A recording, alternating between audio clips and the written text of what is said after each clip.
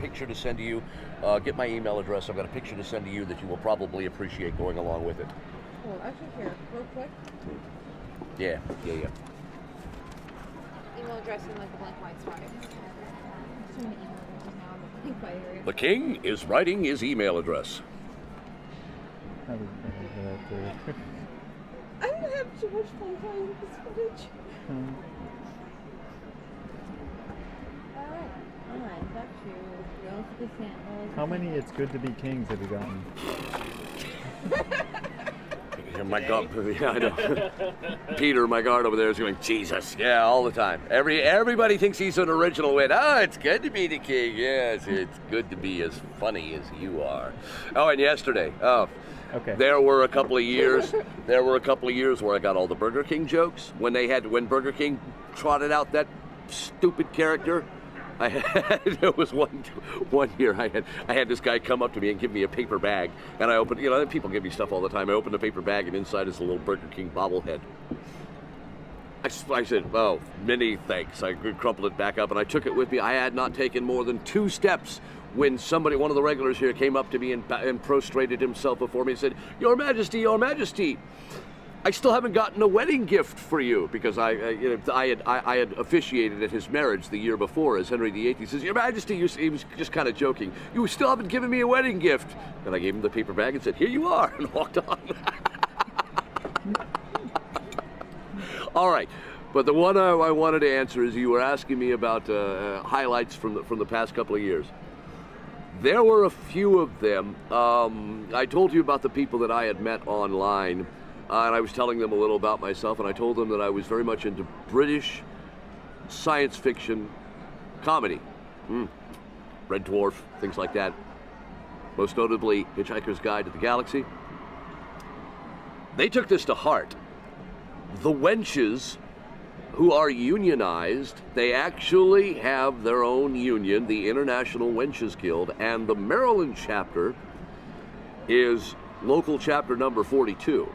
Of the International Wenches Guild. Now, if you know your Hitchhiker's Guide to the Galaxy, you'll know the meaning, the importance of the number 42 in that. So the very first day, my very first day as king, my queen at the time, Mary Ann Jung, who played Anne Boleyn, we came around the corner, and there were some 70 wenches and rogues there, and they were waiting for us. And we, like, oh my God, what's this? We went up to our thrones, and they lined up in perfect fashion. And this was to welcome me. They came up to us 2 by 2, and they each gave us a rose at the end of this entire line. Our arms were just filled with roses, right? And then the last 2 in line gave the queen and I a towel. And poor Mary Ann had no idea what the hell the towel was for. And I said, oh, many thanks. I shall have to explain to the Queen later what that means. And they said, Your Majesty, a present from you from International Wenches Guild, Local 42, the answer to life, the universe, and everything. I'm going to have to explain that one to the Queen later, too. But the very best, and I've got pictures of that I'll show you, but also the one memory, I think, from the first year, I came around the corner. At the time, the Royal Pavilion was in a different place, and it was a permanent structure, open air structure. Had a couple of thrones there. People would sprawl in them, for pictures, and then occasionally we would come by and actually sit in the thrones, and people would come up to us, kids, to take pictures and so forth and so on. I came around the corner, and in my throne, and on the Queen's throne, and all over the place, there were 3 or 4 Klingons, fully clothed, with the turtle shell forehead. I mean, the whole 9 yards, full Klingons. I'm quite a trekker too. And they were just lounging on the thrones, looking at me like, yeah, what are you gonna do? And I went up to them and I said, there is a word in our brain that we think would go well in this situation. And that word is Copla. And they all go, Copla! They totally dug the fact that Henry VIII knew how to speak Klingon. And I had my picture taken with him, Henry and the Klingons. soundbite done. I'll send you a picture. I've got that picture of Henry and the Klingons. I also have the picture of all of those winches coming up and giving us the roses, and then the towel at the very end to wrap all the roses in. So if you decide to use that, editor, I've got a couple of JPEGs for you. Those two stories kind of wrap up those tell a lot about the whole experience. I Yeah, think. oh yeah. People, I mean, they come here every day, and I don't know where they get their money. Good God, they gotta be rich. But they come dressed in different costumes for different days. I've just got the one. Granted, it's a glorious costume. But next year, I'll have different color robes, and there'll be a different color scheme depending on who my queen is. But these people, I don't know. I don't know where they get their time and their money, but they just put together some fantastic costumes on their own. And they get together, outside of Fest, and they have little sewing circles. They call it the Stitch and Bitch. It's a bunch of wenches getting together and gossiping and sewing Wren clothing. On the very last day, somebody coming through. Hi, don't mind me. It's you. I'm sorry. No, Don't mind me. he's with us. He's with us. How's it going? The very last day of the Renaissance Festival traditionally is the Day of Wrong. And it's not our Day of Wrong, it's their Day of Wrong, the patrons. They all come dressed in costumes that have absolutely nothing to do with the Renaissance Festival. As a matter of fact, they tend to be as anachronistic as possible on that day. They'll come dressed as Dorothy in The Wizard of Oz, or one guy I know came the last day dressed as a giant penguin. He was like a sports mascot penguin. And probably the best, and we always, the very last day of Fest, we always look for the Day of Wrong, because they come up with just some wild, outlandish costumes. The very best costume I ever saw on Day of Wrong with these two ladies that are regular patrons here. They came on the final day of Fest dressed in glorious Renaissance garb, absolutely period perfect, but when you got up close to them, you realized that they had constructed their Renaissance Festival garb completely out of Washington Redskin and Miami Dolphins t-shirts. They had ripped these things to shreds and put together Renaissance Festival clothing. One was the Redskins, the other one was the Dolphins. I think they might have been playing the Super Bowl together that year, but they had Renaissance garb made entirely, and I mean, it just logos galore all over them. It was gloriously tacky, and that's what they're aiming for. The last day is Day of Wrong. And just to get you in trouble, Yeah. do you have a favorite wench Do I have a favorite wench? of the wenches? Oh God, no! There's no way I could possibly be expected to answer that. A lot of these ladies, of course we flirt out there. We do meet each other outside of Fest, and it's taken several years and several aborted attempts for them to understand that, we're all friends here, and I play the king here, but I'm nothing like that guy on the outside. The wenches themselves, I mean, the word wench sometimes, in modern parlance has a very negative connotation. But these ladies are proud of being called wenches. I told you they're unionized. I have no idea how that works, but the Maryland chapter of the International Wenches Guild is Local 42. How does that happen? But you know what? They are very sweet. They come from all walks of life outside of here, and they bow and scrape when royalty comes by and they show proper deference. At the same time, though, that first year, I was standing in the Dragon Inn, and one of the wenches came up to me and said, "Your Majesty, are you all right?" And I was feeling a bit woozy. It was my first year.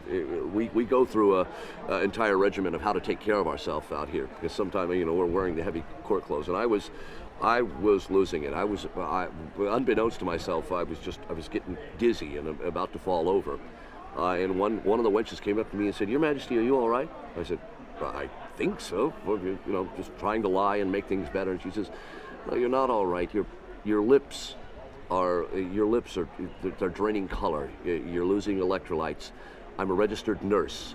Sit down. Here's some beef jerky. drink this Gatorade quickly, and they took care of me. They may be called wenches, and that may have a negative connotation in some certain circles, but these ladies are they're very proud, they're very happy to be called wenches, and they look out for each other, not only here in Fest, but outside. They're the closest of friends, and they're very sweet ladies, and I'm very pleased to have them in my life. I'm going to take another break here. An important thing. I'm rolling. The chestnut, you don't know? There are, And if you could keep the eye line with Megan too. yeah. A Renaissance Festival, there are people that come from all walks of life. In fact, there was one year, actually it was last year, I had a guy come up to me in the Dragon Inn. He was drunk, he was shirtless. I think he had on just a pair of pants. He came up to me, "Your Majesty, I love you." Well, that's wonderful. We love you too. He says, "No." He says, "Do you need protection?" And I had my guard behind me. I don't know if it was Peter or one of the other guards, but I said, "Nay, we have the Landsconnects to protect us. Many thanks, good gentle," that sort of thing. Pause for just a moment. Sorry. Oh, I can start it Dragon. over. I can start it over. Another damn dragon. Dragons.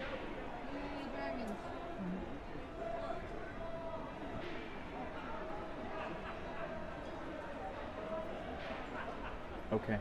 Let's go ahead. A lot of ambient noise in this place, isn't there? Okay, so last year, went through the Dragon Inn. Guy came up to me, shirtless, pair of pants or maybe a kilt. I don't know what he was wearing, but he was well wasted. And he says, "Your Majesty, I love you." Well, that's very nice. We love you too. Oh God, another drunk. He says, "Do you need protection?" I said, "No, we have our guards, the Landsconnects. We have more than adequate protection." He says, all right. Just in case you change your mind, you know where to find me. I don't provide this service for just anyone, you know. I protect the president. I can protect the king too." That's what I realized this guy was trying to tell me. He was Secret Service. He was Secret Service, and he was on a break, and he was at Fest, and oh boy, was he happy.